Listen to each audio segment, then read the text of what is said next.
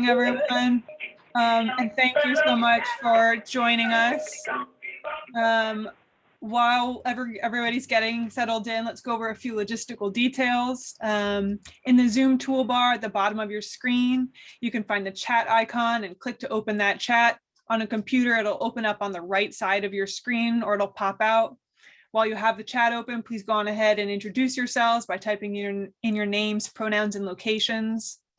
We're going to be taking written questions for the Q&A with our speakers later in the program. Please type those questions for our speakers in the chat at any time and we'll save them for the Q&A period. If you're calling in and can't access the chat function, you're free to email us questions at pnhpquestions@gmail.com. We'll do our best to monitor them in the Facebook live stream and Twitter as well, and we'll get to it as soon as we can after our presentations. We'd like to thank our closed captioner too with us from ACS for providing closed captions this evening. You can view those closed captions if you look in the Zoom toolbar for the closed captions icon and click to enable. Alternatively, you can, please feel free to take screenshots and post to social media about things you might learn tonight. You can tag PNHP-NY Metro so we can share too. So now let's just start with a quick poll to see who's in the room tonight. Those of you who are joining us from Zoom should see it pop up on your screen now. Please tell us a little bit about yourselves by sharing your relationship to the healthcare system. We'll leave that up for a minute or two. And while that's running, I'm just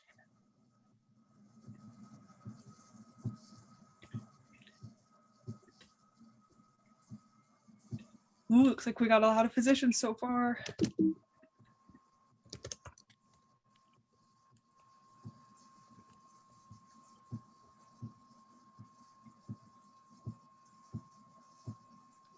it coming in.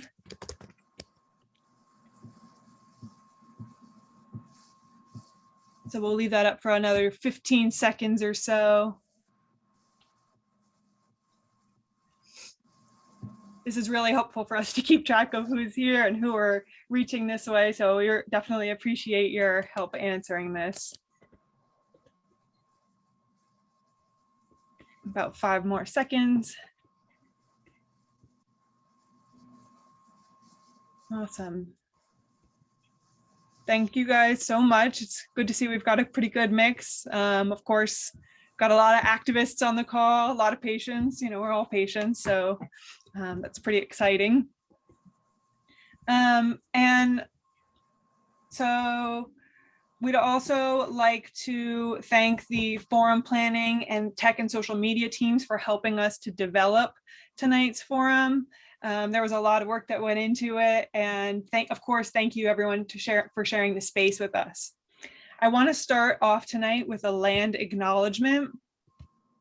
While we recognize that people are perhaps joining this forum from all over, we think it's really important to acknowledge the land on which we're based in New York is the occupied and unceded territory of the Wappinger, Munsee, Lenape, Canarsie, and Rockaway peoples. With that recognition must come an unwavering commitment to decolonize and unsettle not only the physical spaces we create and share, but our hearts, our minds, and our politics as well, in an unwavering commitment to critically challenge the conditions we've been socialized to accept, and an unwavering commitment to pursue collective liberation. With that in mind, we'd also like to acknowledge the conviction of Derek Chauvin this afternoon. While we're super thankful for that conviction, we encourage you all to remember that this is just the beginning of a process of justice, and we encourage you to remain engaged, pushing for deeper reform to end structural racism going forward. Now I would really like to introduce Dr. Oliver Fein, chair of the New York Metro Chapter of Physicians for a National Health Program, to begin tonight's program.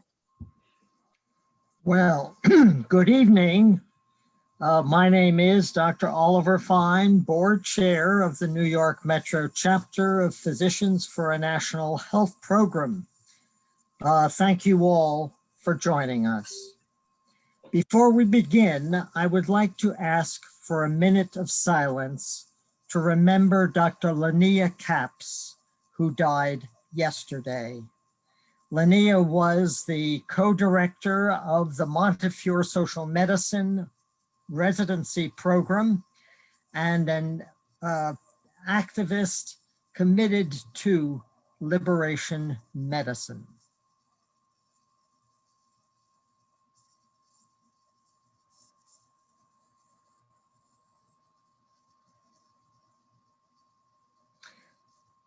Thank you and welcome to the April Educational Forum of PNHP, New York Metro.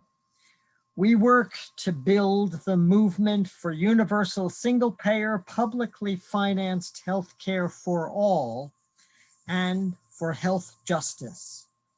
On the national level, we advocate for an improved Medicare for all.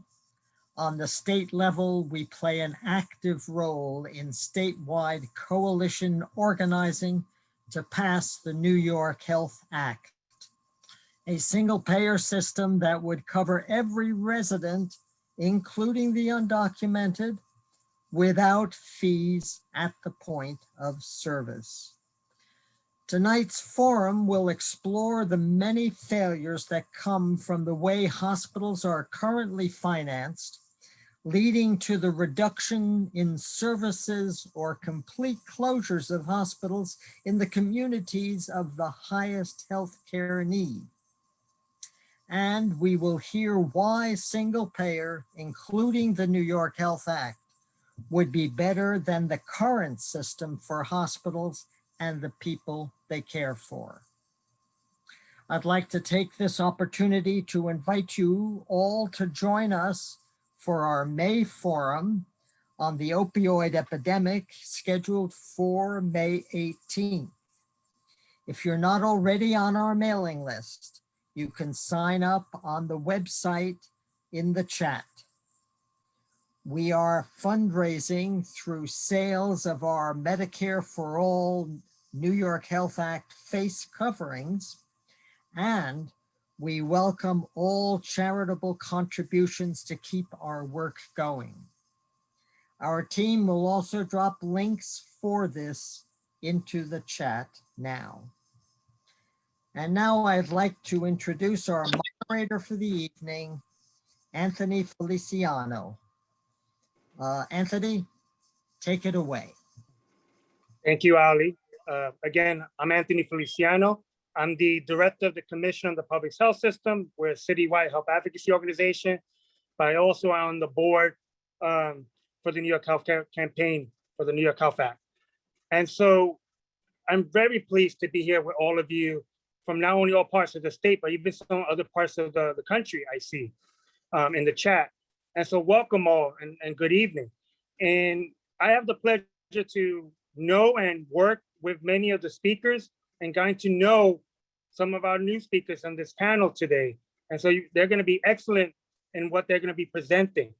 And I want to let folks know to stay on again, because we'll have not only a Q&A period, but we believe that we have to take action. And so we want to make sure people stay on to hear what we can all do together. I'm going to start with giving a little bit of a sense of the theme that you probably will see across all the presenters and speakers. You know, with this COVID-19 pandemic, it is obvious that the flaws in our healthcare system and social safety net have been unmasked. It's laid bare the reality that this pandemic is likely to deepen the consequences of an inequality, especially in communities of color. At the same time, it offers a timely exercise in understanding how policies and politics influence health and survival for our city and state and our country, most marginalized people and all that we have in New York State. I want you to be able to see that the speakers are going to center on health equity around affordable, equitable healthcare to all, and I mean to all, integrated with public health interventions. However, we know that there are many things that have derailed our efforts when it comes to equity and gets in the way even of a single payer system for New York State. And hopefully you'll hear that from many of our speakers, not only on the approach of looking at what they call the indigent care pool, but also hospitals consolidations, mergers and closures, financing this health system, how commercial and government priorities intersect, and the way there are deep problems in our system and how we should repair it and fix it for all, particularly for the most marginalized. Implicit bias is so baked into our political system that even the most dire health emergency like we are now, our actions tend to help or favor some groups more than over others. So the speakers are going to be considering policy decisions, how differently they have affected those experiencing access issues, paying for care, engaging with a segregated and deeply racist health system, and consistently undermine and threaten healthcare safety net. We're achieving health equity, and hopefully we can do this together. It's a pertinent need in the developing of health systems, but following who's in power, how decisions get made, how investment get decided and implemented, and how we evaluate what we hope you'll see as the intersecting issues in all the speakers' presentation. Equally vital is that we can make change happen. So I'm gonna pass it on to our next speakers. Each of our speakers will be introducing themselves and introducing each other.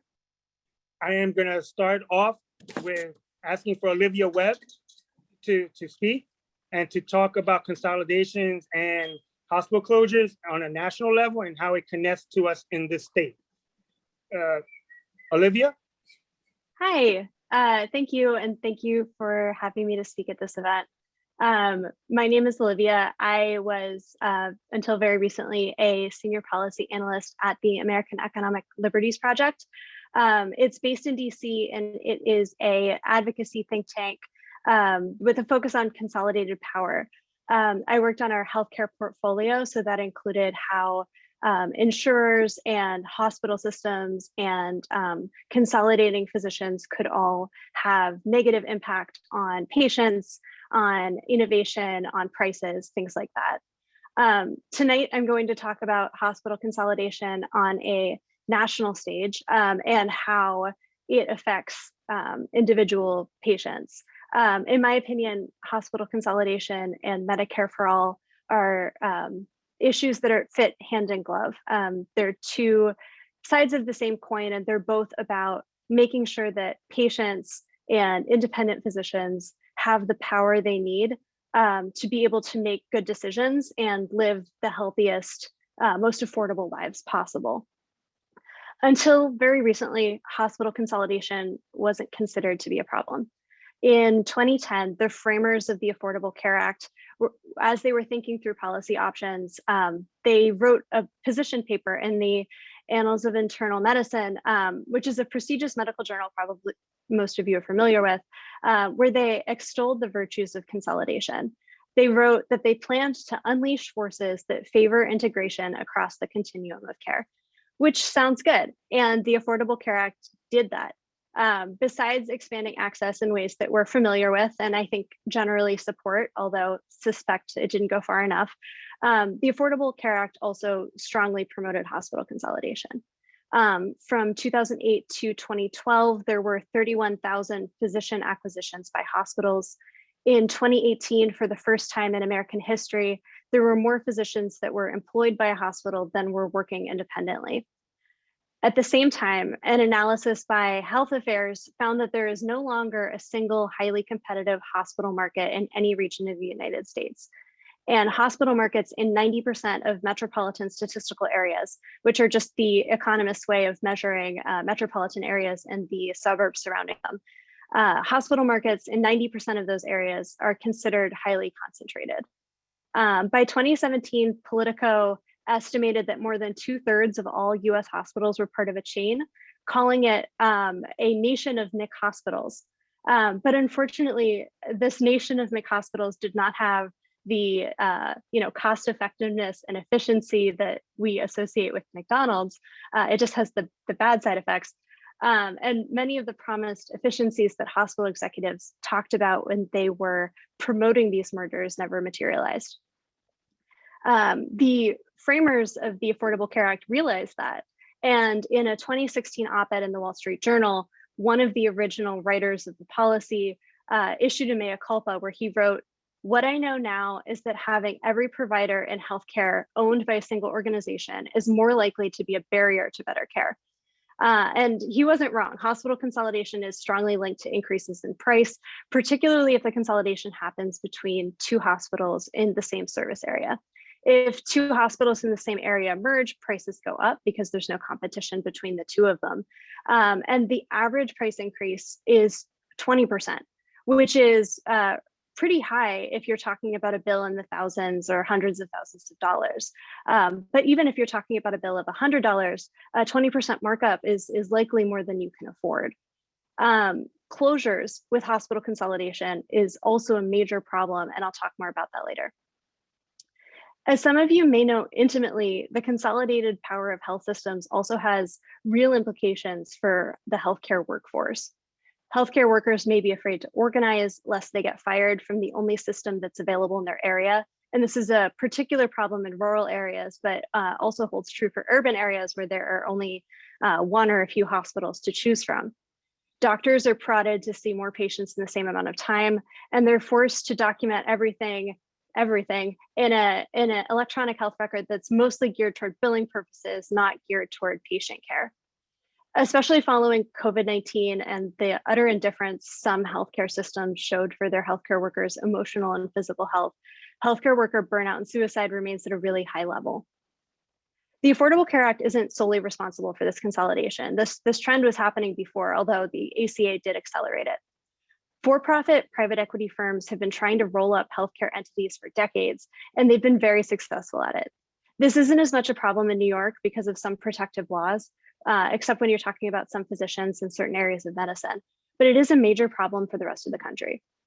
One of the earliest private equity investments in a major hospital chain occurred in 1996, but private equity investment in hospital chains really took off a little bit after that.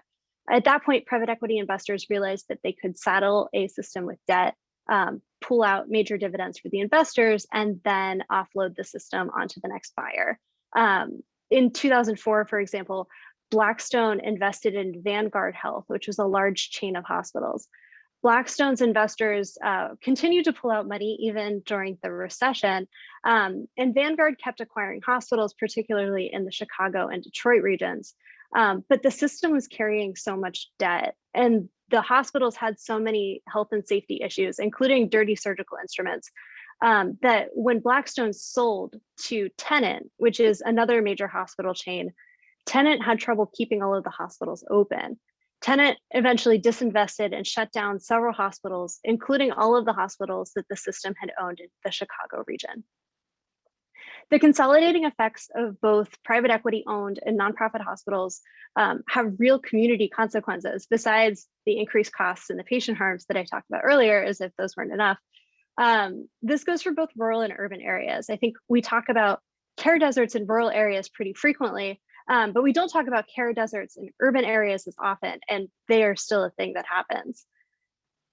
Washington, D.C., where I lived until I moved to Brooklyn this week, experienced a major hospital shutdown in 2018. There was a hospital called Providence that was in the northeast quadrant of DC, which is one of the only remaining majority minority areas of DC. Providence wasn't a huge moneymaker, but it was trucking along and doing fine when Ascension Health, which is one of the major national health systems, came in and bought it up. Pretty quickly after that purchase, Ascension announced that they would be shutting down Providence. Providence's board of directors, which had been with the hospital for a while, protested, but Ascension fired all of them and replaced them with Ascension members. And so Providence was shut down. Local news outlets featured these patients who had lived in this neighborhood for decades, lined up around the corner, waiting in line for paper medical records that they then had to take by hand to one of the major hospital systems that are in the whiter, wealthier areas of the city. They had no recourse. The mayor threatened to sue. The Catholic Cardinal of DC got involved because Ascension is a Catholic system, but none of it helped, and Providence ended up closing.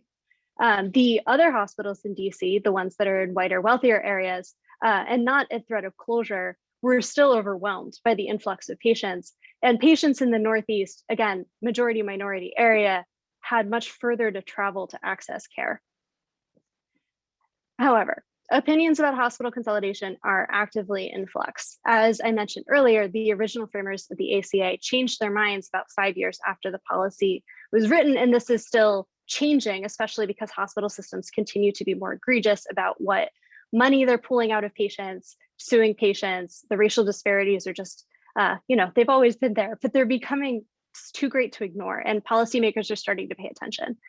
There's been a mental block for lawmakers to pay attention to this, well, mental and probably financial, especially because in many areas, hospitals may be the major employer and there may be an emotional resonance. You don't want to take on the hospital where you were born. But as hospitals continue to become, more and more egregious, lawmakers are starting to take a second look. It's been a personal mission of mine, and I think this is an area where we can all pull together for Medicare for all and access for all advocates to recognize that these two issues go hand in hand. Access for all is crucial, but it doesn't go all the way to devolving the hospital power to the people who really matter, which are the medical decision makers, the healthcare workers, and the patients. The labor issues might be lessened with a Medicare for all policy, but they're not entirely fixed, especially if, for example, in Pittsburgh, UPMC is still the only hospital system. In other words, Medicare for all is certainly necessary, not necessarily sufficient, but these two issues are so closely tied together that I have a lot of faith that advocates working in this space can pull it together. A fundamental remaking of the balance of power in the system is crucial. Healthcare workers shouldn't be fired from the only hospital system in the area just because they want to organize for better wages. Healthcare system executives shouldn't get to decide which communities get to keep their hospitals. And patients should always have access to quality, affordable care. Thank you for listening. And Ed Yu is up next.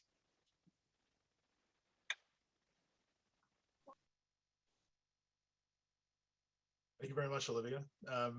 Hi, my name is Ed Yu. I'm the Director of Strategic Research for the New York State Nurses Association. And I'm here to drill down a little bit, taking the themes that Olivia just brought up on a national scale to how it translates to what's been happening in our state, especially over the last decade or so. Just to give you some background on who I am the Director of Strategic Research. I'm actually a trained campaign researcher. I've spent most of my career working for working people who work in healthcare organizations. And I'm really pleased to be here to talk to you a little bit about what I've learned about New York State over the years and drawing a lot from the expertise of others that are on following my presentation. And I also want to tie everything I talk about at the end to why passing the New York Health Act and achieving Medicare for all will go a long way to ameliorate a lot of the problems and a lot of the themes I'm about to touch on about what's happening to our acute care providers in New York State. Hang on one second. Let me adjust my microphone. Okay, I hope that's better if folks can hear me. So next slide. I just want to talk first about some of the things that are driving a lot of the mergers and consolidations that we're seeing in acute care settings across our state. Starting with this man, who many of you might know. This man is named Stephen Berger. He's an investment banker, and he is largely responsible for the ethos that has governed how we've been organizing our acute care resources in New York State. He had two commissions that he chaired that are essentially responsible for a dramatic reduction in hospital beds across our state, and specifically in some key places where perhaps we shouldn't have been consolidating and eliminating resources. And just to show you some of the impact that this kind of thinking had, he, again, he doesn't have a background in healthcare. He has a background in investment banking. So the notion that someone from the financial world was going to have such a large amount of input in how resources were allocated and organized was something that a lot of regulators actually welcomed, and I'll get to that in a second. So if we go to the next slide, I'll start to show you some of the impact that this mentality had specifically around hospital beds. So first, I want to zoom in on Nassau County.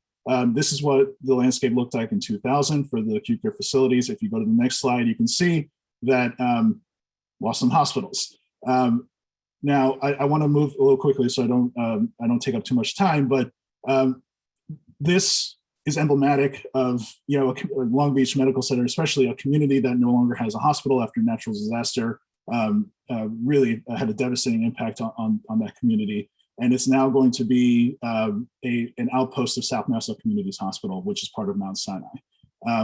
They never got their hospital back. Here in Lower Westchester, which I'm going to touch on a little bit later, this is what it looked like in 2000. And then if we advance to the next slide, you can see not only did some of the hospitals close, but many of these hospitals are now part of larger health systems. Westchester Medical Center, even though it's technically a public sector facility, it's behaving a lot like its voluntary counterparts in the county, swallowing up resources. White Plains, Mount Vernon Hospital, and Sound Shore Medical Center, which is now called Montefiore New Rochelle, are all part of the Montefiore Health System. Lawrence Hospital is now part of Presbyterian. Two hospitals out of frame that were in a health system called Stellaris with Lawrence Hospital are now part of Northwell Health. So the big players are now pushing up into Westchester County and really starting to consolidate resources. Next.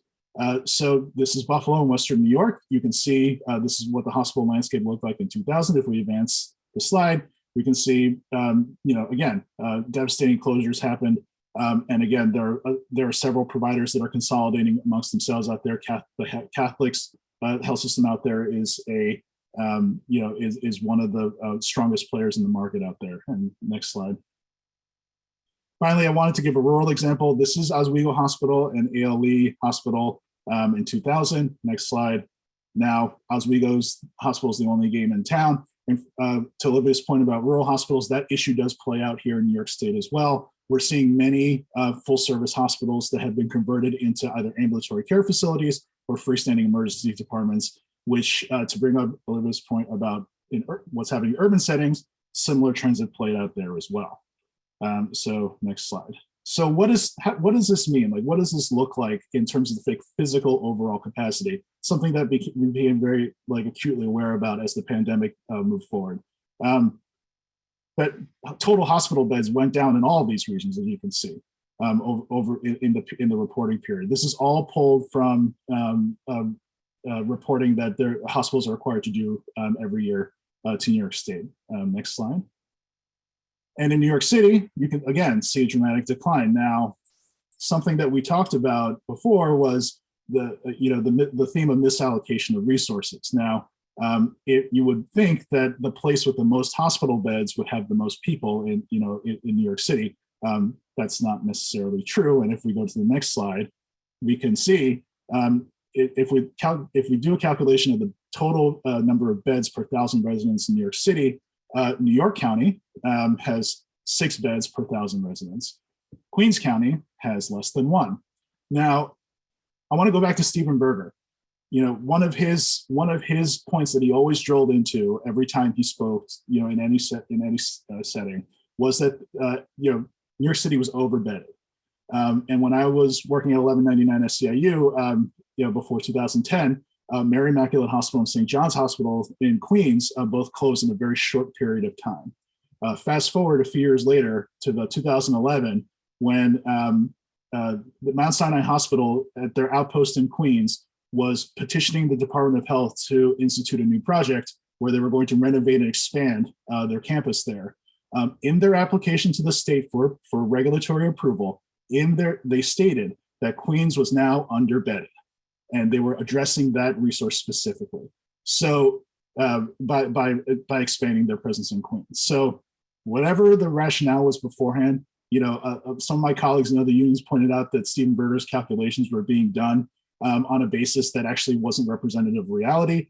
And certainly across the state, we saw what the total sum of that mentality amounted to as the pandemic moved forward. Next slide, please. So as hospitals close, they're also starting to merge. So large health systems across our state are starting to have consolidated many of these resources under their brands. So on Long Island, Northwell Health has a commanding share of the total hospital beds available between Nassau and Suffolk counties. Now, in any other scenario, we could really, if we could realistically bring up the notion that they have monopoly power here when they have such a commanding share of the market. However, to get around this, Northwell actually talks about their total market share and footprint, not on Long Island, but in their total presence. So if you go to the next slide, Northwell actually has facilities on Long Island, the 5 boroughs in New York, upstate New York. They have an affiliation in Florida. So technically, they have a much larger market that they could attribute to their footprint, which allows them to counter many of the antitrust arguments that normally would have been brought up in these settings. It's a rationale that many of the larger health systems bring up, quite frequently when they run into market share issues. Now, in Westchester County, their presence is not quite as strong. They have the 2 former Stellaris hospitals that I mentioned, but in Westchester County, Montefiore Health System is now becoming the sort of key player in that region. They absorbed the former South Shore Health System, which was Mount Vernon Hospital and South Shore Hospital, which is now Montefiore New Rochelle. They are proposing a affiliation and merger with St. John's Riverside Hospital, and St. John's Riverside and St. Joseph's Hospital in Yonkers are in the process of forming a much closer relationship as well. So Montefiore is poised to become a very key player in Westchester County. And I want to now use them as an example of what some of the rationale is here, why the larger health systems are attempting to consolidate resources. So if we go to the next slide, we're really lucky, and we're going to hear from Reverend Pogue, who has a much more inspirational take on this than I do. I'll give you the dry policy side right now. I think when we look at how these health systems have been utilizing the power that they have through the merger process, it's twofold. It's one, yes, definitely to have a stronger position when they're negotiating with entities like insurers, but also they're taking advantage of patient populations in areas where smaller community hospitals are merging into them. Mount Vernon is a good example of this. If you go to the next slide. So shortly after they convinced the state to give them a huge discount on buying the Sound Shore Health System assets during a bankruptcy sale, they got access to $65 million of grants, statewide transformation grants, that were supposed to be dedicated towards revitalizing the Sound Shore Health System facility, specifically Mount Vernon. They made a covenant with the residents of Mount Vernon that they were going to revitalize their community hospital. They only earmarked $41 million of this $65 million to actually transform Mount Vernon. And again, Reverend Pogue will go into a little more detail here, but they were supposed to, the plan was to sell the property at that Mount Vernon Hospital currently occupies and move it to a different location, stripping away all inpatient capacity. So you'll be left with a freestanding ED and a nominal number of outpatient capacity and some nominal outpatient capacity. Montefiore has received $33 million of this, and so far all they've done in that location is reduce services and transfer beds out of the hospital. And luckily, through the leadership of folks like Reverend Pogue and the coalition that we were really lucky to be a part of, we've won an important victory here by ensuring that for now, services will remain at the original Mount Vernon Hospital site. But I think overall, what this demonstrates is it's not just about negotiating with insurers, it's also about drawing down resources from the state. They use the patient base in Mount Vernon to draw down these transformation grants. And they, again, made a covenant with the city that they would revitalize services. Instead, they were going to be stripping things away. Next slide, please. And also to talk about what's going on with insurers, Montefiore is really emblematic of like this sort of relationship that I'm about to describe, where they're also using their relationship, they're using their merger power and their market share to negotiate with insurers, and they were locked in a very public battle with United Healthcare, and their command of hospital beds is part of the reason that they're able to engage one of the reasons they're able to engage at this level and have this kind of leverage. Next slide, please. And just to reiterate the themes that Olivia brought up before, studies show that the things that we're told about what happens during when hospitals merge, costs go down, care coordination is better. These things largely have not been proven. In fact, costs definitely go up for consumers. And we all know what monopolies do. They can command higher prices. Next slide. And, I just want to touch on the fact that,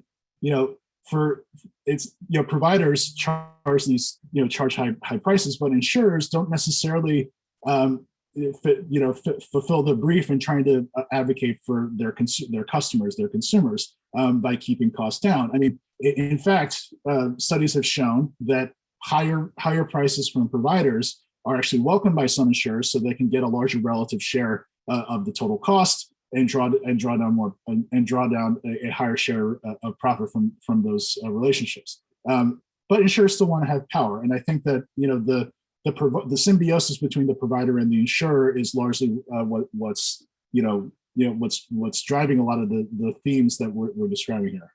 Next slide. So, real quick, just to wrap up, New York doesn't really do a good job addressing the inequalities that have been baked into some of the trends we're seeing here. Our regulatory authorities generally allow mergers to move forward with the rubber stamp. We abandoned all payer rate setting a long time ago, so we don't really control. We rely on insurers and the providers they negotiate with to determine costs for patients. And relief revenues are unfairly applied. One last slide that I'll show where Adriana, who's following me, will talk a lot more about the indigent care pool. But you can see here, hospitals that have healthy, and I'll be generous by saying healthy, profit margins, are receiving tens of millions of dollars in indigent care pool funds that should be allocated, that could be better allocated towards hospitals that actually serve patients high need patients, vulnerable patients, patients that are underinsured or uninsured, and could really stand to benefit from a larger share of these resource allocations. New York Presbyterian Hospital and their $500 million profit margin don't really need the indigent care pool funds that they get. So, we have, despite the fact that our acute care system is somewhat insulated from some of the themes that Olivia talked about with for-profit ownership, we do have a voluntary system here.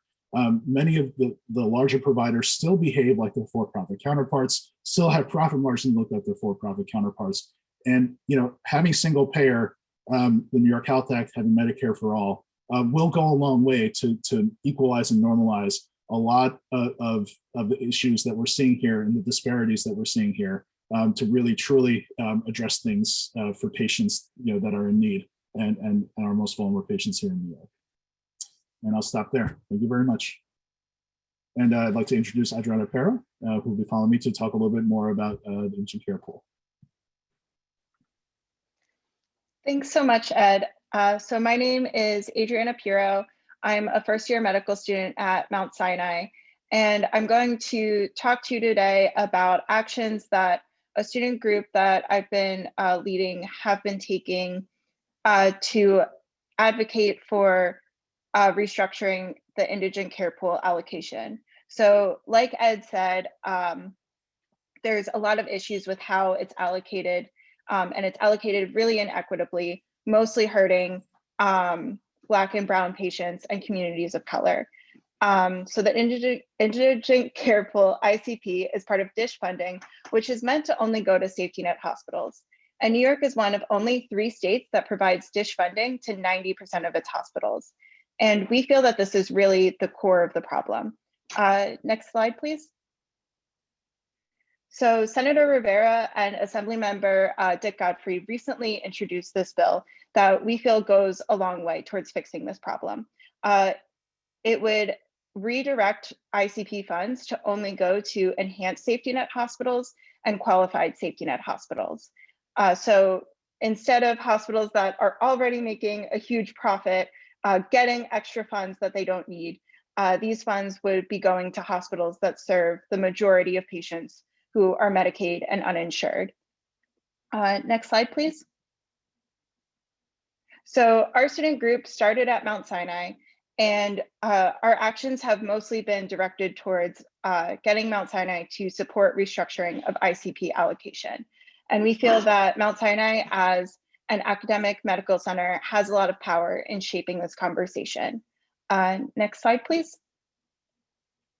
So our first action was circulating a petition to inform students about this issue and get their support. And we had over 100 students sign on in support. Next slide. And then we presented directly to student groups to also get their support. And this is just a sample of some of the groups who have signed on in support of our actions. Notably, LMSA, SNMA, our student-run free clinic, and also our student council. Next slide. And we've also started working with students from other schools in New York City, such as Columbia, NYU, Cornell, and SUNY Downstate. And we feel that this is really important because even if we get Mount Sinai to go along with this, we need all of the academic medical centers to go together if we're going to make and see real change. Next slide. We started a social media campaign on Instagram and Twitter to get public support and draw more attention to this issue, which led to our next action, which was across New York City ICP info session and Twitter storm, where we targeted New York City mayoral candidates and New York State legislators to try to get them to support restructuring ICP allocation. Next slide. So why are we as students working on this issue? We're worried about the quality of training. If we're rotating in hospitals that are chronically underfunded, that affects the quality of our training. We're worried about acquiring bias. If we rotate in certain hospitals and notice that those hospitals predominantly see Medicaid and uninsured patients and predominantly see Black and Brown patients, and those patients are treated differently compared to when we're rotating at the private hospitals, that is how bias is learned and passed down. And that's obviously an issue, and we don't want that. We're worried about learned helplessness and burnout. Many of us went into medicine because we want to help people and we want to help keep people healthy. We don't want to be working in a system that's actively working against those goals.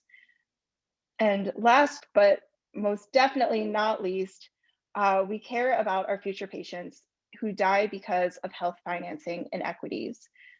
We saw higher COVID-19 mortality rates in public hospitals compared to private hospitals. And we really feel that that is the result of public hospitals being chronically underfunded, leading to people dying who didn't need to die. Next slide, please. So I told you about many of the actions that we've taken so far. Here are our next steps. We actually just met with our school's government affairs office and waiting to hear next steps from that. So this is very new and we need to respond to our school's actions. We want to continue to build and apply pressure to New York City schools, as well as expand to New York schools, because this is a state issue, not just a New York City issue. We want to support actions for the New York Health Act and the hospital closure moratorium. We feel that there is a lot of overlap with these issues and a lot of room to collaborate and build a coalition. And lastly, we want to support actions of external organizations such as CPHS and Medicaid Matters. And so, as I mentioned, we're a group of students. We're all very new to this work, still learning. And if anyone has any ideas, wants to collaborate, any type of guidance, that would be very much appreciated. I also want to shout out that this came out of New York Docs, which is a coalition of healthcare workers and students and other people who care about health justice, working towards fighting health inequities. So with that, thank you so much for your time. And I'm going to pass it to the Reverend Dr. Stephen Pogue. Good afternoon. Thank you for, or good evening, I should say. Thank you for having me this evening. It is just good to be here and to share some of what's going on at the Mount Vernon Hospital in Mount Vernon, New York. As you know, Mount Vernon is a predominantly minority community of Black and Brown people who in October 2019, Montefiore announced that they were going to close Mount Vernon Hospital and open up a freestanding emergency department in another location in Mount Vernon. It was out of that announcement that the Coalition to Save and Transform Mount Vernon Hospital was formed. And what we realized was when Montefiore took over from Soundshore, they began to make promises to the community that they were going to revitalize the hospital, they were going to bring services back to the hospital. And what Montefiore did was the total opposite. They began to reduce services, and before you know it, there were very little services left in Mount Vernon Hospital. This caused a very bad situation in the community because those who were sick, once they went into the emergency room, couldn't stay in Mount Vernon Hospital because they had to be transferred to other hospitals. This situation did not get any better in the midst of the pandemic. It was in the height of the pandemic where Mount Vernon had a high number of COVID-19 positive cases that Monty decided that they were going to close the ICU. In the midst of the pandemic, Monty closed the ICU unit in Mount Vernon Hospital. Once they closed the ICU unit, we began to once again go into action. It was those actions that to this day, we had a promise from the CEO of Montefiore that they were going to reopen the ICU unit at Mount Vernon Hospital. And to this very day, the ICU unit in Mount Vernon Hospital is still closed. At this present time, if you come into Mount Vernon Hospital and your case is serious and you need to be admitted, 9.5 times out of 10, they're going to transfer you to another hospital. And these transfers have caused many different ill wills for the patient, because many patients don't want to be transferred because their family cannot come see them. They have no way to get back home if they're taken to another hospital. And we find that there's longer wait times for them to be admitted into another hospital because the nurses are forced to call other hospitals to find out who can take a patient.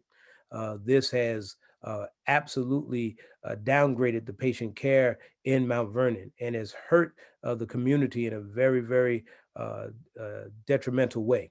And so we continue to fight to save and to transform Mount Vernon Hospital. We are fighting with NYSNA, New York State Nurses Association, and others to make sure that these health iniquities that happen in Black and Brown communities will stop.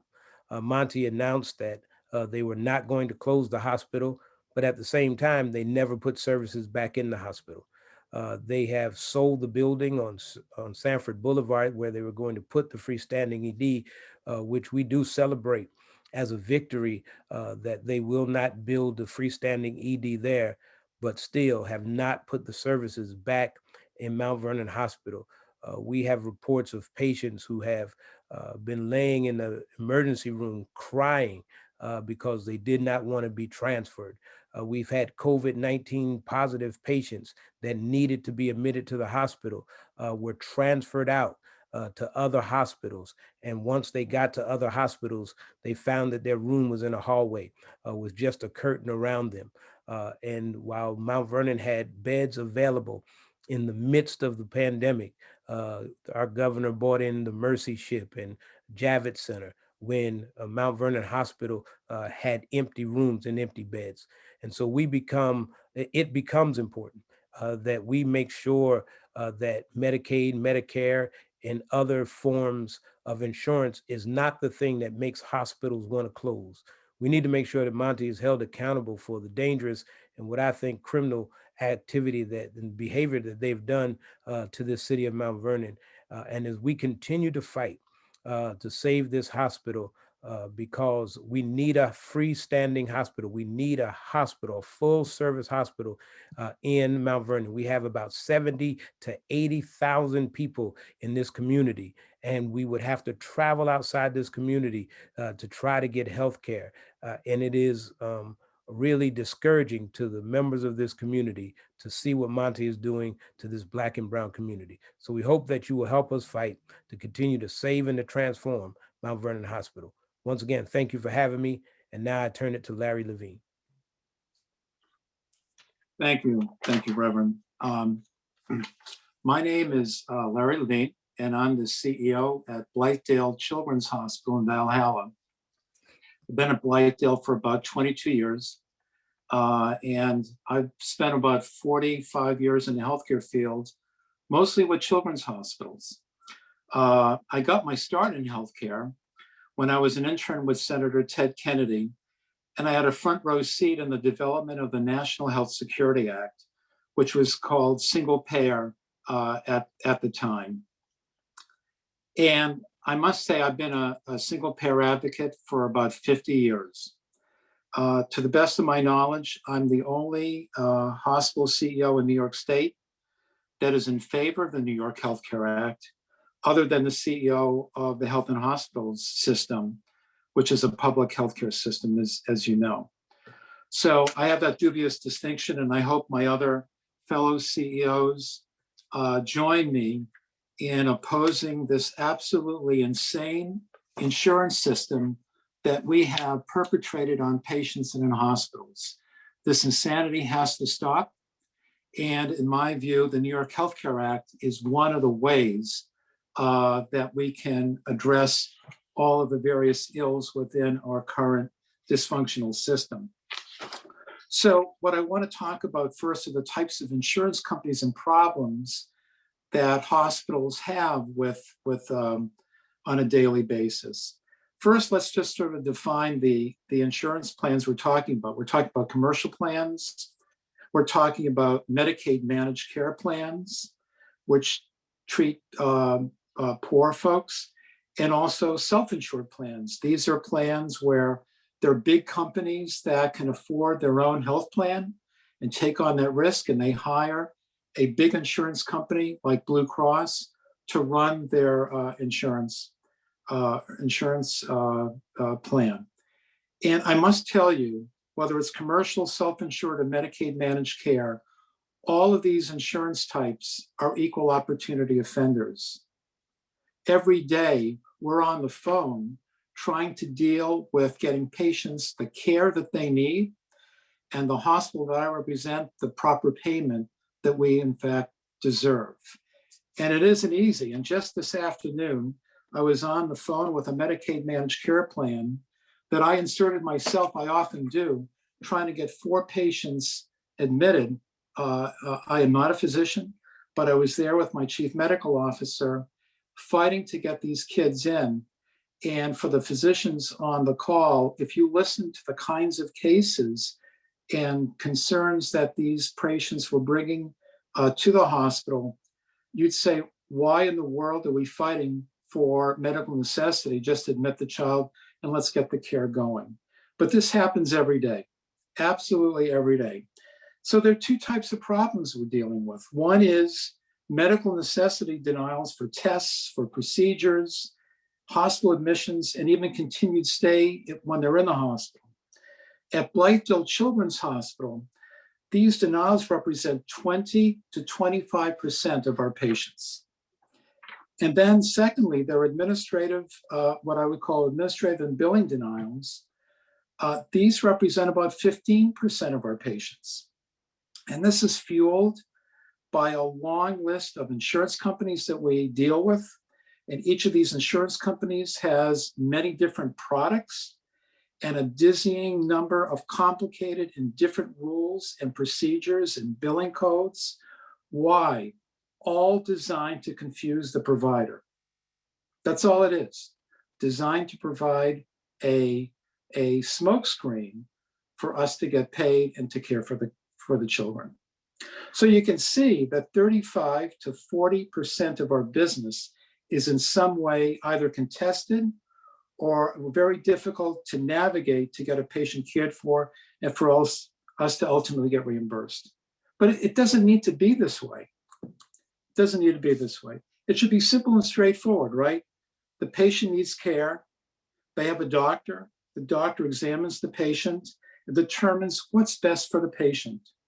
The patient's insurance has covered benefits and services. The hospital provides the prescribed care at the contracted rate, and the hospital gets reimbursed. Right? So it should be straightforward, but it isn't. And insurance companies have armies of people who very often just present roadblocks of getting services authorized or presenting roadblocks to delay or getting us denied the payment that we deserve. On our side, just as they have armies of people, we have legions of people as well that continually fight every day what I call hand-to-hand combat to fight insurance companies and chase after reimbursement. And when you look at all the tens of thousands of people that we all have trying to fight each other, it's madness. It's absolutely madness. What a colossal waste of time and money when instead these dollars should go directly to patient care. So if you could just back up, right, so there you go. So medical necessity, we all know what the process is. Doctor wants a care provided to a patient. The hospital calls for authorization. The insurance company typically questions what the doctor is prescribing, whether it's a test, procedure, an admission, whatever. The hospital case manager gets on the phone. They try to resolve the issue. Oftentimes, the care is not authorized, so we can't even begin. And then it goes to peer-to-peer. And what peer-to-peer is, as you know, it's doctor to doctor. And the attending physician and the medical reviewer at the insurance company talk. And who knows better what the patient needs? The treating physician, not some corporate doctor in the 14-story office in Chicago. But folks, that's what we're dealing with. We're dealing with that every single day. And so we go through this peer-to-peer, and oftentimes the doctor says in the insurance company, I don't see the real need for that test or that admission, or the patient can go home before what my physicians think is too premature. And so then what happens? We have internal denials. It goes to another internal set of physicians. And if that's denied, then we have to externally appeal it.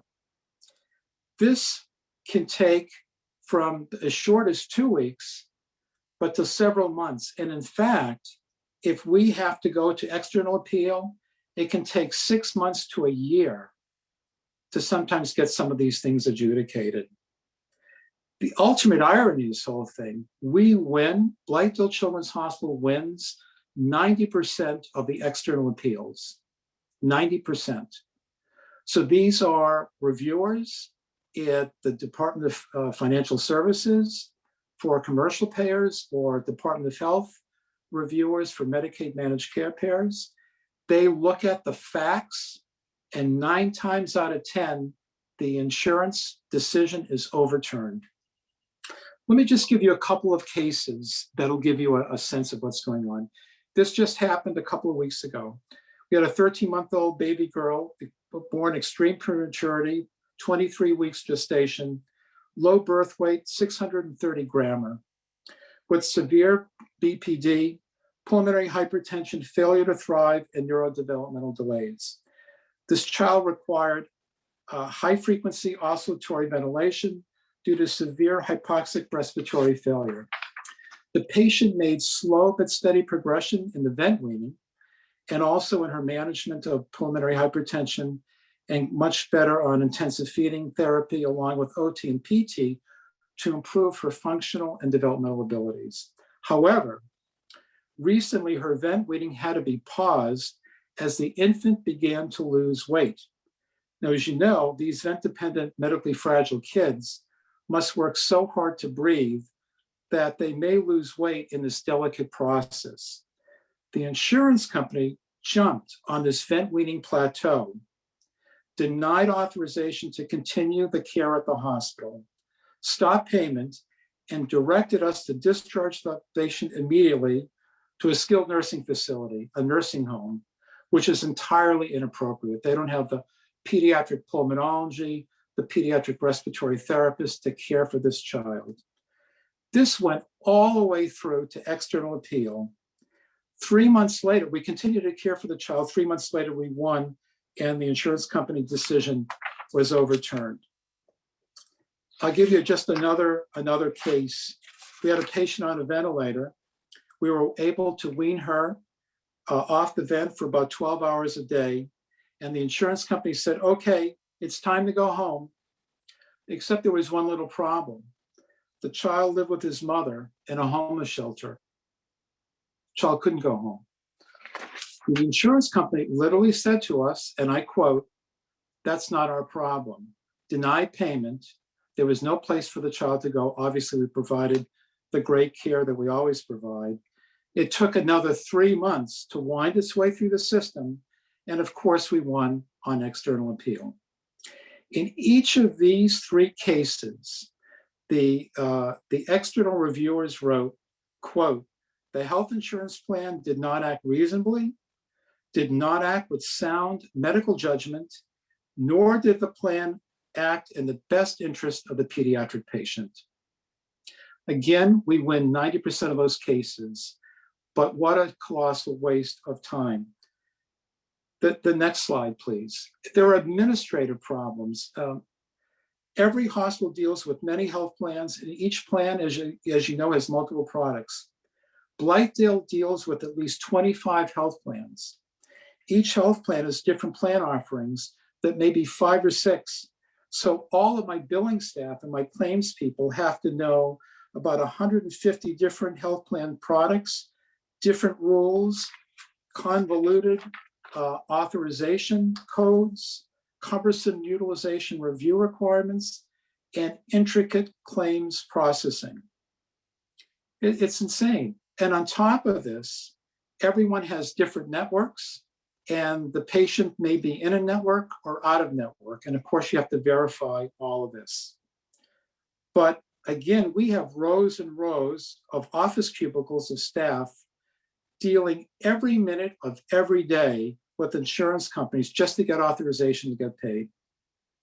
Another really disturbing trend that we have in New York is that health plans are more and more being taken over by corporate entities, both Medicaid managed care and commercial payers. So in the past, while we got to know the local case manager, the local physician reviewer in the insurance company, now they're corporate offices that have taken over these insurance companies. They're in St. Louis, in Chicago, in Boca Raton. This makes working with these companies so much more difficult. You can't even develop a personal relationship. They don't know anything about children. They don't know anything about the patients. They don't know anything about Blightdale. And again, it's a very bureaucratic, it's a huge, huge mess. On top of all of this are a few other problems that we have. I'll give you an example. Payment rates and terms by the insurance companies aren't consistently updated, right? So you develop a contract, you have a new per diem or a new DRG payment, but they don't update it in their system to reflect the most current contract terms. So the insurance company pays the wrong rate, and then what they do is they try to recoup the wrong rate from the hospital. We then have to rebuild the claim at the proper rate, the original rate that should have been billed at the first time. And this just leads to massive confusion. Or insurance companies take much longer to pay using a lot of different trick techniques, such as what we call restarting the clock. Companies create invalid billing denials, so claims have to be resubmitted and reprocessed. It could be simple as whether you put in a patient's middle initial or not, or you put in a different billing code than what they wanted. With these little gimmicks, they avoid what's called a clean claim, which otherwise they'd have to pay within 30 days. And folks, this can take 60 to 70 to 80 days for a hospital to get paid. And what's most maddening, I think, for everybody is the insurance claims resolution is unbearably bureaucratic. Long waiting times to reach a representative, sometimes an hour being put on hold. Often the representative will limit the number of patient claims that each of my billers can talk about. Sometimes when we finally get someone on the phone, we want to talk about 5 problem patients. They say, no, you can only talk about 3. So there are these insane rules that they set up. Often the insurance reps are frequently reassigned in the middle of us trying to resolve problems, and we have to start all over with a new person. And frequently, once you get somebody on the phone, they don't follow up or they don't send you an email, and this is just another big delaying tactic. And finally, what I have to tell you is one of the most chutzpahdik things that I've ever seen, and that is a lot of gall for those that don't know the word chutzpah. When we won an external appeal with an insurance company about a month ago, it took us about 3 to 4 months to get reimbursed by the losing insurance company. And when I called the senior vice president to say, we won this claim externally 4 months ago, why aren't we being paid? And he said, quote, Mr. Levine, it's not that easy just to cut a check for your hospital. It's not that easy to cut a check for your hospital. So this is absolute insanity. The next slide, please. So what's happening now is we have Greater New York Hospital Association, which represents downstate hospitals, and the Hospital Association of New York State, which represents upstate hospitals. And they have recently come out really hard hitting against some of the insurance companies. And just recently, the Greater New York Hospital Association ran an ad opposing Blue Cross's new site of care policy, which actually will restrict enrollees' access to hospital-based surgery recommended by their doctors. In essence, get this, Empire is going to tell you where you're going to get your ambulatory surgery, not your doctor. This represents, in my view, a significant infringement on patient choice. And Greater New York, or Haney's actually, just ran an ad about a law that they were trying to get passed by the New York State legislature called Pay and Pursue. And that legislation is basically hospitals will take care of patients first, get paid, and then we, the hospitals, will deal with all the medical necessity hassles. Pay us first, let's take care of the patients, and let's deal with things later. And as a matter of fact, the New York legislature did not pass this bill because it was vigorously opposed by the Health Plan Association of New York, which is the lobbyist group for Medicaid managed care and commercial plans. So we have the hospital associations vigorously fighting insurance companies. So let's go to the next slide. So at the end of the day, hospitals are holding the bag. We're serving as a float for insurance companies. They keep our money, our reimbursement, while the mountain of cases get slowly adjudicated. This, I can't begin to tell you, hurts hospitals' cash flow. And it's like giving insurance companies a loan. Hospitals aren't banks. And how crazy is this? Blythedale Children's Hospital is a safety net hospital. And I'm serving as a float to insurance companies who rack up huge profits. It's immoral, and it should be illegal, and it has to stop. And that's where the New York Health Act will come into play. So you have to say to yourself, the next slide, please, why are hospitals so against single payer? After all these problems, with insurance companies, you'd think that hospital CEOs would be in favor of a single payer system. And honestly, it's a head scratcher. But I'm just going to speculate on 3 possible reasons for hospital CEO opposition, and I don't think any of them are very good, in my own opinion. One is its fear of the unknown, including putting all of the eggs in one basket, the government basket. When I testified at the joint hearing of the Senate and Assembly Health Committee on the New York Health Act back in May of 2019, I was asked by a ranking member of the Assembly Health Committee why I have so much faith in the New York government to run a single payer program. And I answered his question with a simple question. What gives you so much faith in insurance companies? He really didn't have an answer because he can't. He himself suffered under patient denials of care for himself, as I learned. And this happens all the time to patients, and it happens to hospitals. It's got to stop.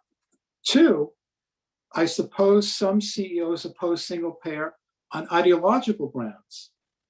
That government control somehow represents socialized medicine. However, that's a highly charged accusation without any basis in fact, as you know. The reality is just the opposite, that traditional Medicare is a patient can go wherever they want, when they want. Nationally, 90% of hospitals and doctors participate in traditional Medicaid. But under managed care, you can only go to specific doctors and hospitals, and often your care is delayed or denied. These restrictions by these corporate entities do resemble socialized medicine, ironically. And third, and perhaps the biggest opposition by CEOs, comes from a major concern about how we will be reimbursed under single payer. And there's a lot of misinformation and hysteria. Opponents of Medicare for All say that there will be widespread closures of hospitals. Now, this soundbite frightens everyone, even though it's far from reality. The concern among hospital executives is a real one, however. If Medicaid and Medicare pay 88 cents on the dollar, and private insurance rates are higher and therefore more than make up the difference in hospital bottom lines, then the thinking goes that there's no more mix of payers, but just one payer, the government. How will we survive? Now look, while I'm not a healthcare economist, hospital reimbursement policies must be developed that take into account a lot of very important factors such as case mix complexity, GME, underserved populations, inner city hospitals and rural hospitals, and a host of other factors. Hospitals have to be paid fairly under the system. And besides, there will be more than enough money in the system because administrative costs, which represent 25% in total US hospital expenditures, would mostly go to patient care and to patient care reimbursement. So I think it's safe to say, on the last slide, I think it's safe to say that the New York Health Act will be good for patients and will be very good for hospitals. We must once and for all remove the perverse profit margins and incentives for health insurance companies to stop or delay care and reimbursement. The New York Health Act will ensure that patients get access to timely and medically necessary care and that doctors and hospitals won't have to spend wasteful time and money getting paid. I certainly want to thank Assemblyman Member Gottfried and Senator Rivera for their leadership in the state. And I urge my fellow hospital CEOs to support the New York Health Act and to stop this insanity that we all go through every day with private health insurance. Thank you. And now I want to turn it over to Dr. Steve Arbach.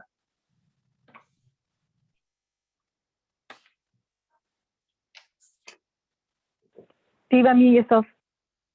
Hi, folks. Can you see me?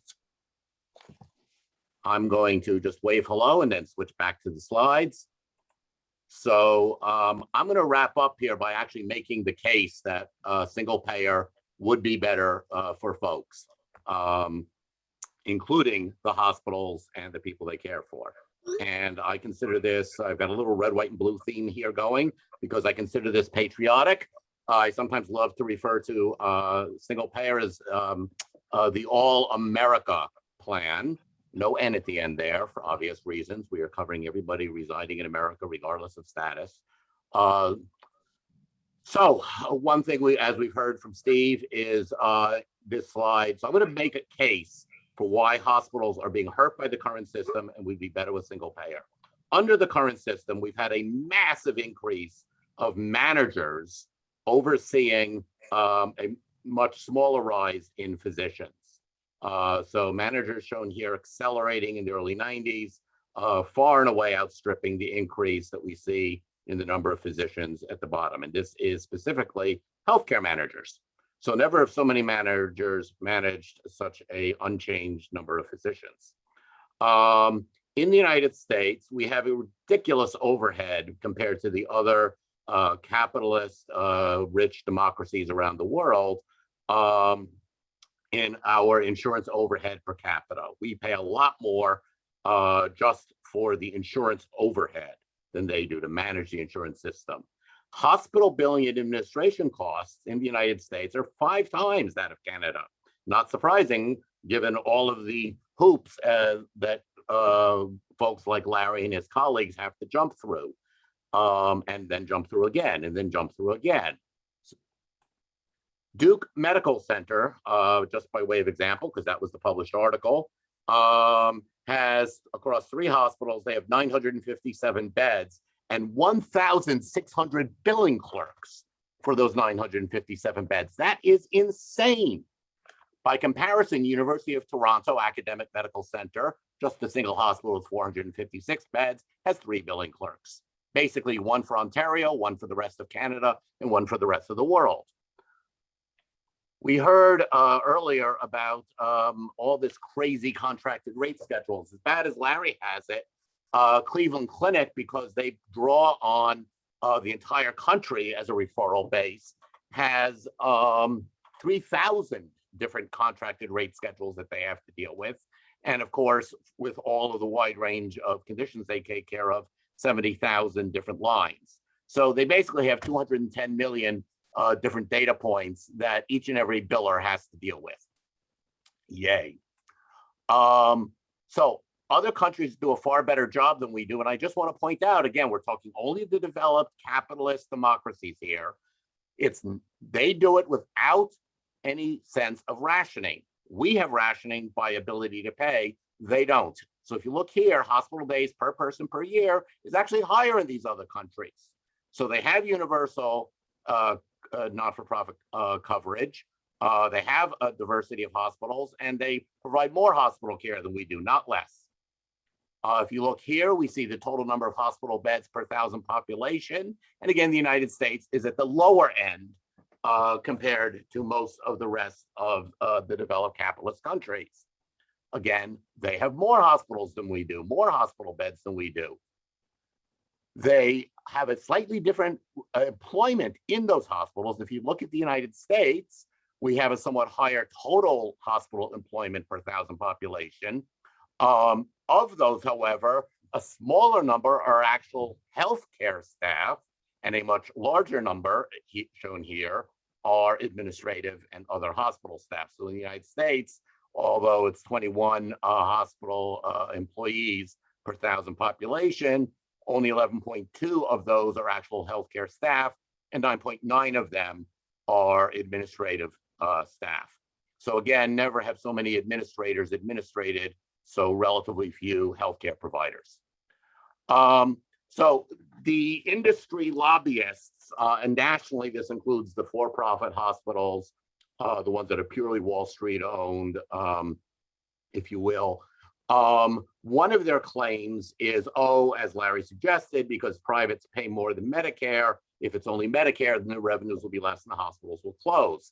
I'd like to debunk that argument in the following way. First of all, the case mix is false. It's not an average of private plus Medicare. A real case mix is private plus Medicare plus Medicaid plus the underinsured plus the uninsured, charity care and no pay. And the hospitals that are doing extra well now just happen to be those that are not taking their fair share of the others. And that those that are taking care of them already, those are the ones that are financially stressed. The Medicare reimbursement rate argument is false. The claim is based on a lower standard Medicare rate as if there's only one rate. But of course, even now, there is not a single rate. Hospitals that need more, such as teaching hospitals with residency programs and small rural hospitals known as critical access hospitals, already get higher rates. And that would, of course, continue.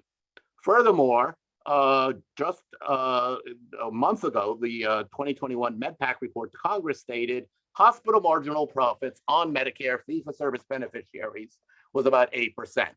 So I'm not exactly sure why that would be making them go bankrupt. Also would point out that Maryland, which still has all payer, which New York had until it got rid of, I think, in the Pataki administration, pays all their hospitals the same rates by statewide law. Private pays the same as Medicare, and yet somehow or other, though, the Maryland hospitals are doing just fine. You know, you don't hear anything about Johns Hopkins closing. Again, the rest of the developed capitalist democracies manage to have opens. Hospitals that stay open are more stable, less financially stressed in the US. It is also simply a false assumption that Medicare for all means Medicare as it is reimbursement rates. The actual legislation calls for rates that are determined by a process similar to current Medicare, but not necessarily the actual rates being the same. And there are some analyses that have been done suggesting that the rates would be roughly at 110% of current Medicare. Unlike now, where it's all behind the scenes with private Wall Street investors running the show, i.e. the private insurance companies talking to the private hospitals and behind closed doors, all of this process would be transparent and accountable. And, you know, in a sense, that's what democracy is supposed to be, political transparency and political accountability. If, in fact, it's everybody in and nobody out, then the funding has to be sufficient to keep the hospitals open, because it's the rich and powerful people that are going to those same hospitals. And finally, I would suggest that there's also the issue of administrative costs coming down. Sorry, this seems to be running off the slide a little bit. I just want to point out that the administrative costs will be coming down here because, first of all, they get some of the same savings that everyone else does with Medicare for all, in terms of not only the reduced billing administration costs, as we saw in Larry's description, and also those crazy overheads at Duke, and that 5-to-1 ratio that we saw with Canada, but their drug and equipment costs come down because, again, we're negotiating with monospony power to reduce the drug and equipment costs come down, and that helps save hospitals money. Hospitals also benefit simply because they're employers. And as employers, they're currently paying too much for their employees' health coverage. And so like other employers that are contributing to the current system, they would save money. And the estimates here range from at least 10% to 25% savings for the hospitals. So that's one argument, and I just want to dispense with it. Now, there's another argument that, in fact, there ought to be less hospitals, that all of these hospital closures and reduction in the hospital beds is a good thing, because nowadays we have shorter lengths of stay. We have modern medicine that's changed since, you know, the 1960s or 70s. We have shorter lengths of stay. More procedures are done on a completely outpatient basis, and so we don't need as many hospitals and beds. And while that may be true, or maybe not, that's a different discussion. What is true is that has nothing to do with where the closures are occurring. The closures are not occurring across the board. They're not occurring on the basis of community need, but rather on the basis of Wall Street greed. So the real question isn't, do we need less hospitals and hospital beds, which was the superficial approach that Berger Commission and others tried to claim. It's which hospitals and where are the closures actually occurring? And they are, of course, occurring disproportionately in poorer rural areas and poorer urban areas. And research in urban areas shows that the strongest predictor of closure is, guess what? Higher percentage of Black and brown people being cared for. Meanwhile, those high-tech urgent care centers and surgical outpatient surgery sites are disproportionately showing up in the wealthier urban and suburban areas. Box on the left here shows nationwide hospital closures according to the MedPAC report. Interestingly enough, the AHA, American Hospital Association report, has higher numbers than this one using slightly different definitions. There's been a fair amount in the news about the rural hospital closures since 2005. 180 rural hospitals have closed. There was a GAO report that showed that the average travel distance in rural areas where the hospitals have closed have increased from 3.4 miles to 23.9 miles. 40% of rural hospitals that are remaining open are considered to be at immediate or high risk of closure. New York State, by the way, has 51 rural hospitals, 2 of which closed, I believe, in the past year, or threatened to be closing. I think 1 closed and 2 are threatened. 12 are considered immediate risk for closure and 18 at high risk. In New York City, just to give you a magnitude of the scope of the problem, 19 hospitals closed between 2000 and 2013. New York State as a whole went from 3.3 beds per thousand down to 2.7 beds per thousand. The US average, by the way, is 2.8. And as we heard before, it's not equal even at the level of Queens compared to Manhattan.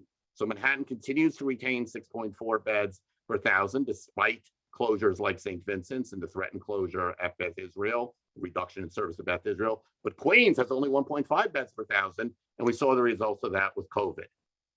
Again, this is just a map, a little older map from 1995 to 2012, showing where the hospitals closed compared to the percentage overlaid on a map showing percentage of children living in poverty. Not surprisingly, which hospitals closed. Basically, Midtown east side of Manhattan is sometimes referred to as Bedpan Alley, and those hospitals ain't closing.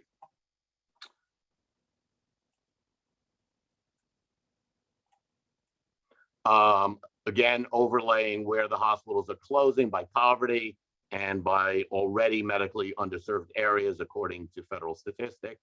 And again, disproportionately, the hospitals are closing, A, in the outer boroughs, where less attention is paid by the power brokers, and also in poorer neighborhoods overall.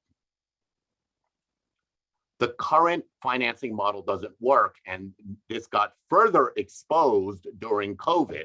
So here we have a situation with COVID where there's a greater need for hospitals than ever. The hospital beds are all filled up. The ICUs are all filled up. Montefiore Hospital, which we've heard about, was so overflowing, taking care of people in the South Bronx, that they were literally opening up their library and conference rooms and turning them into ICUs. So the system had more patients than ever before, and the hospitals were losing money like never before. Why? Because our system is so screwed up that we reimburse so well for certain so-called elective procedures. And elective doesn't mean it doesn't have to be done. It just means that when it's done, that there's some choice. So all of the elective procedures were canceled. The hospitals were more filled with patients than ever. But because the reimbursement rates weren't as good for those things, the hospitals were losing literally billions and billions of dollars nationwide.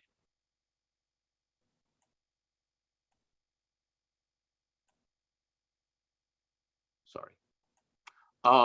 So what about this claim about the hospitals going belly up? Well, we've already debunked it in part, but it turns out that 3 analyses shown here, all by single payer skeptic groups, the Mercatus funded by the Koch brothers on the far right, the Rand Corporation on the center right, and the Urban Institute on the center left, although with a animus towards single payer for reasons that I'm not entirely sure of.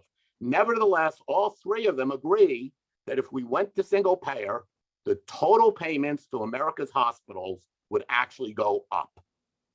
So it's a little hard to understand how they're going to go bankrupt. It's just nonsense. Single payer, in fact, calls for global budgeting for hospitals, and we've seen, which makes the entire reimbursement rate argument moot. And we've seen exactly why we need to have global budgeting. There is no reason for individual patient care services to be tied to the budget, nor vice versa. There is no reason that hospital budgets should be tied to individual case service reimbursement. And as we saw with COVID, with hospitals being busier forever, but canceling high profitable elective procedures, exactly where that goes wrong. In reality, all of the objections to single payer from the hospital side, or at least from their lobbyists and boards of directors, who I think have something to do with what their CEOs are allowed to say, all of them are in a sense, shall we call it, Trumpian levels of projection. It is under the current hospital system, under the current system of how we pay for hospitals, that serving the underserved are closing, and that maybe there's an oversupply concentrated in wealthy areas.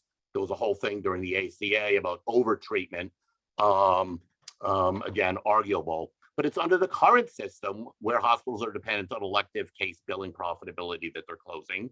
It's the perverse finances of the current system that when we're threatened with a surge need like the pandemic and care isn't profitable, that the hospitals suddenly are in even greater trouble. It is under the current system where hospitals that are not, the hospitals get located not on where they're needed. It's under the current system where insurers interfere with medical decision via the prior authorization requirements that we've been seeing and the denial stuff that we were seeing. And it's under the current system that we have all those wasteful administrative billing systems. So to summarize, again, red, white, and blue, all patients have good coverage. No patient is uninsured. Good for hospitals. Hospitals don't have to chase the patients for payment anymore. No more bad debt, no more charity care. The language in single payer bills, including the New York Health Act, calls for no reduction on hospital spending for care for patient services. All payments to hospitals that are reasonable and reasonably related to cost efficiently paying for health services. No interference in Medicare decisions or prior authorizations. And as I said before, the reduced costs as well. So I want to go for a moment and actually show you the ad that came from Greater New York Hospital Association. It's really quite incredible in that, well, these are folks that ostensibly do not support single payer. During this pandemic, doctors and hospitals have been on saving lives. We trust their expertise, but insurance companies think they know better. They don't deliver care, but they do withhold hospital payments while questioning clinical decisions. The practice is called deny, delay, reduce, the opposite of how Medicare pays hospitals. That's right, Medicare. Insurance company profits have soared during COVID as our hospitals struggle. Tell Albany, protect hospitals, not insurance companies. So I would suggest that that ad could have been written by a single payer supporter. It could have been written by many of us on this panel. It's written by Greater New York Hospital Association, addressing a specific issue that Larry raised. But even they agree, fee-for-service Medicare is the best payer for hospitals currently. And with that, I'm going to end. Thank you. Thank you, Steve. I want us all to give thanks and a round of applause. I know we may not hear you, but visually to all our speakers and planners. I'm going to encourage you to stay a little longer because it was not just great speakers to present to everyone, is what can we do about all this? And so we're approaching an inflection point, and we can't afford to embrace partial commitment to equality in healthcare. And that does not mean making it possible for people in New York, regardless of status, disease or disability, need for short-term or long-term care, to have the New York Healthcare Act passed, while simultaneously we address the root causes of access and the conditions that keep many of our communities sick, particularly Black and Indigenous people of color and other marginalized communities, keeps us sicker. It begins and ends with a political determinant, what I believe is the political determinants of health that I think you heard across the board, all the speakers. What follows is a rallying cry to harness the political process to implement more equitable and inclusive health policies. and we're all talking about this as presenters. And here's some beginning of what we can do. These are some calls to actions. First, we got to always put a face on the issue. So in the chat, there'll be a drop of the website on where you can share your story with us. And Ashley will be putting that in the chat. Another way you can be heavily involved, phone banking on Mondays and Thursdays are occurring, and there will be from the New York Healthcare Campaign also a link on the chat for folks to participate there. Now, obviously, it's contacting your legislators, particularly the leadership, and your Stewart Cousins and Hasty. It needs to be clearly communicated to them that they can be honest, not just be on the sidelines and talk about equity, but get it to happen. And one of the ways for prioritizing the New York Health Act. The other way is a simple way of just signing on to the physician petition. You'll see that also in the chat for you to go to that link to put your support. Now, it was not just the New York Health Act we talked about, right? We talked to the intersection of the issue of closures and in other inequities in the distribution of dollars to the safety net.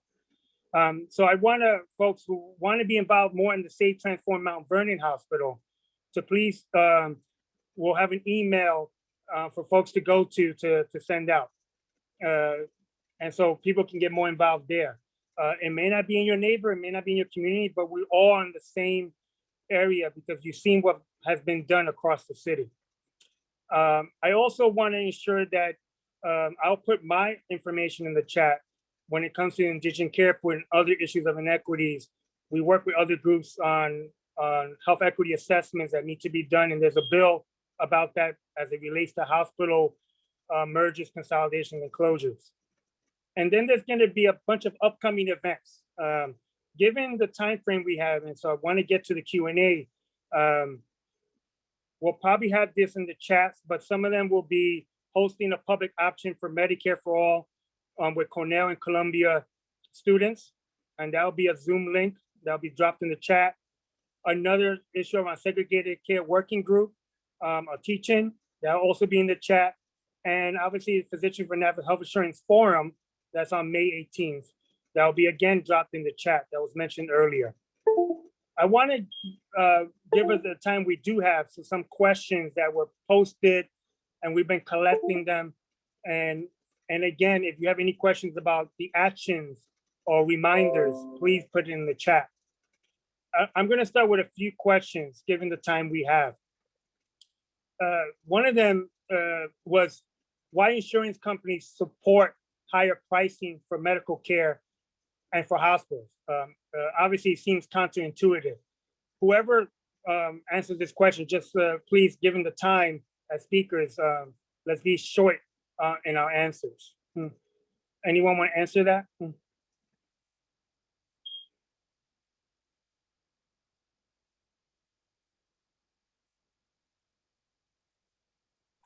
Any of our speakers and I was planners? going to toss that, I think, to Ed, Olivia, or Larry in that order for their expertise and having brought it up, if they're still on. Sure, no problem. Sorry, I was having trouble muting myself. So yeah, that's a really good question. I think, I think Larry's insight was really helpful actually in terms of how his organization has interacted with insurers. I think overall, this phenomenon has been reported on by NPR, ProPublica, and others, and it's really interesting. And I encourage folks to, I'll try to link it up in the chat. But generally, the conventional wisdom here with insurers is that they don't necessarily abhor, institutions like Montefiore Near Presbyterian elevating their prices in when they're billing, because that larger it essentially creates a larger pie that they can then take a share out of. So they actually have an incentive to not necessarily drive that price down, but keep it large, keep it elevated.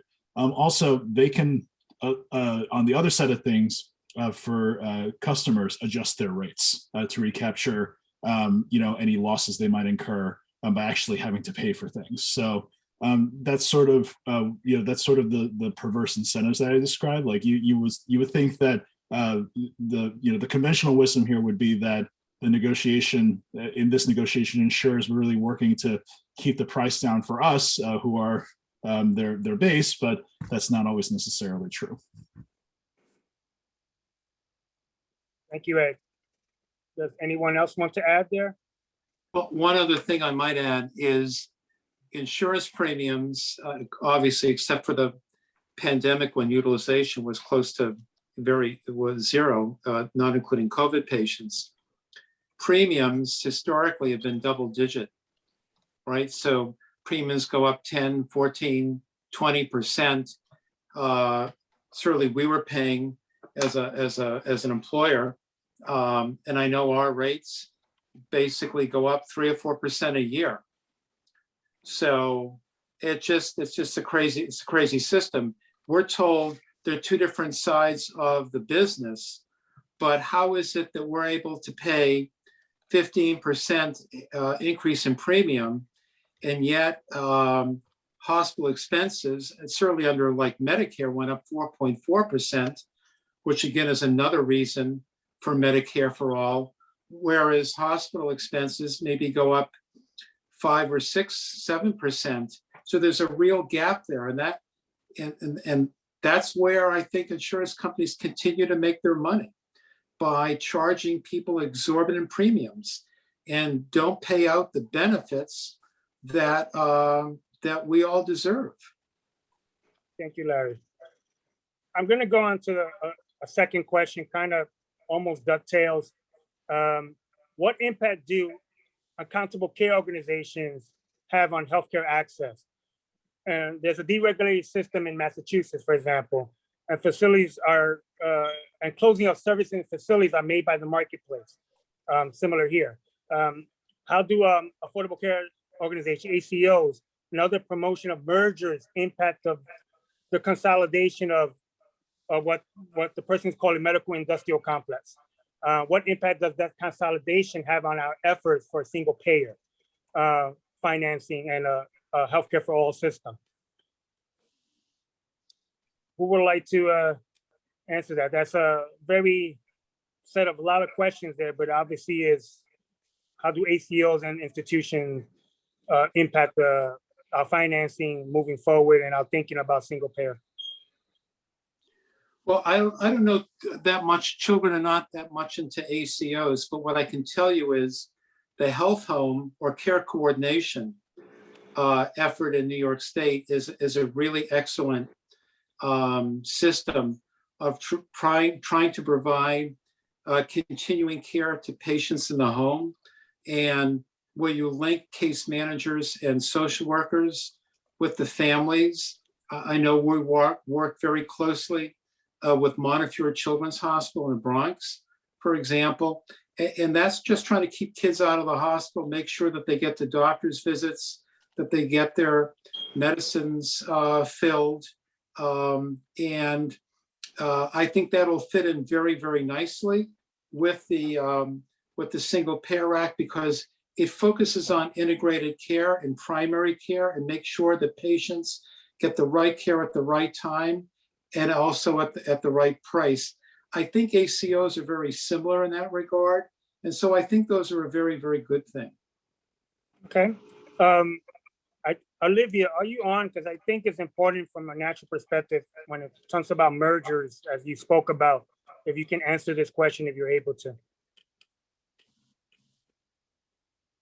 Yeah, I think it's really, I think the more that hospitals are merging, the less likely they are to support any kind of access for all single payer system. Because the more powerful they are, both the more lobbying power they have to advocate for their interests, but also the more money they have to make from each patient, from each group of patients. And so I think the more powerful hospitals are, the less likely they are to advocate for policies like this. Thank you. I'm gonna go to the third question, which is, to me, is to my heart in terms of what I also care about. And I'd like to answer it from a moderator privilege here, but I also want others to answer this. How does Medicare for All and the New York Health Act have an effect on racial inequities that are so prevalent in New York City hospitals? if any of the panelists can answer that, and I'd like to piggyback on that. So there's a huge amount of medical apartheid in New York hospitals, and it's at three levels as I see it. One is simply where hospitals are located and which neighborhoods have less beds per population. So you'll have a poor neighborhood in an outer borough where the only provider is the public hospital. So that's one level. The next level you will have is having two hospitals near each other. Oh, I don't know, Bellevue and NYU, or Montefiore, and I always get confused if it's Jacobi or NCB. And so you've got the private hospital adjacent to the public hospital. And even though by New York state law, they're all supposed to take Medicare and Medicaid and offer a sliding fee scale discount to the completely uninsured. The NYU private and the Montefiore private, by law, are supposed to do that, although there's some interesting loopholes to it. Somehow or other, all the Medicaid and charity care patients wind up at the near adjacent public hospital. Lo and behold, of course, that doesn't stop the private hospitals from claiming a disproportionate share of the disproportionate share money in the care pool that in reality ought to not be going to them at all. But we'll put that aside for one moment. And the third level is within hospitals. We saw this prime example that was studied by the students and others at Mount Sinai, where within a single hospital facility, you will have the private patient clinic, patients shuffled off going one way, and the Medicaid clinic shuffled off another way. So there's three different levels of medical apartheid. Single payer would help. I consider it to be necessary but not sufficient. If everybody is paying through the same system, middle class, rich, poor alike, then some of the incentives to close hospitals in poor neighborhoods is reduced. Some of the incentive of two adjacent hospitals, well, it's the same payer, it doesn't matter, is changed. And some of the incentive around shuffling to this clinic versus that clinic, depending on whether they're private or Medicaid, also is reduced. So I think it doesn't do away with a lot of structural racism. It doesn't build a hospital where there isn't one. Let's say those ratios we saw in Queens, that has to come through some other mechanism, probably tied to single payer and having global budgeting. But it goes a long ways to it. I consider it necessary, but not sufficient. And if I may add to this, the way people get treated, we know when it comes to structural racism is heavily has been for centuries. But we do need to take the money out of the way things are being done, and we do, and that's important. Taking the money out of these politics in terms of how decisions are made. So it does impact in terms of inequities there and racially, but also understand that a high percentage of folks who are uninsured are from those very same communities that are Black, Latino, immigrants, and so on. So looking at that inequity is critically important. Relieving a stress in communities in terms of paying for their care is critically important for around racial inequities. We know that coverage doesn't guarantee access. But we do need to simultaneously work on those racial inequities at the same time, looking at the better financing the system to remove some incentives, remove the bottom line situations at many points of how people get treated and what kind of treatment they do get. So that's part of the importance of looking at it from an equity lens for Black and Latino and other communities of color, while we're dealing still with a racist segregated system. I'm gonna go on to a fourth question, and we have about 5 minutes, but I'll add one more question to this and then we can wrap up. I will look at, let me see here. Probably it's important for people to know what are the protections against private equity acquisition in New York. While it was answered saying that we can't have for-profit entities owning hospitals, I still think there's an important, this is a deeper question than just not having for-profit hospitals, the issue of privatization and so on. So if anyone can answer that in terms of what are other protections against private equity acquisition? Well, the problem is the official certificate of need process says by New York State law, no for-profit hospitals officially. Unfortunately, there are several workarounds in reality. So first of all, many of them behave like for-profit. They engage in capital accumulation. They want to open up the spiffy new place in the rich neighborhood and draw and reduce services in the less rich neighborhood. So once they get to a certain size and a certain behavior pattern, if you will, they act very similarly to for-profit investor-owned, even though officially. In addition, I would suggest that some of their behavior is influenced by their board of directors. And in many of these cases, the board of directors involves many people with Wall Street connections. And of course, the CEO is accountable to the board of directors. And so even if it's a not-for-profit CEO working for a not-for-profit entity, that person may be reporting to and hired and fired by people whose mindset is more Wall Street oriented. And the other thing I would say is there's a lot of backdoor privatization going on, for-profitization going on. So there are, for example, certain services may be contracted out. So the certificate of need entity is still a not-for-profit, but various services within it are contracted out to for-profit entities. We saw a horrible example attempted of this, where even the public hospital H&H some years ago tried to contract out their dialysis. Fortunately, we were able to block that. And I would also say a lot of the physician practice groups that are created are also, frankly, a for-profitization. So you have these for-profit physician groups in a one-to-one relationship with the not-for-profit hospital, and it gets them out of the New York State charity care law and Medicaid law. And it's one of the reasons there's been a proliferation of those. Thank you, Steve. So we're I think, does someone want to answer?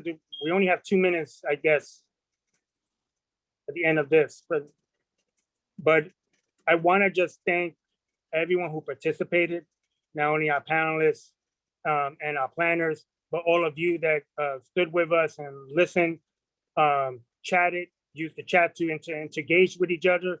Those are critically important. I believe that you will see a recording and we'll have follow-up from this.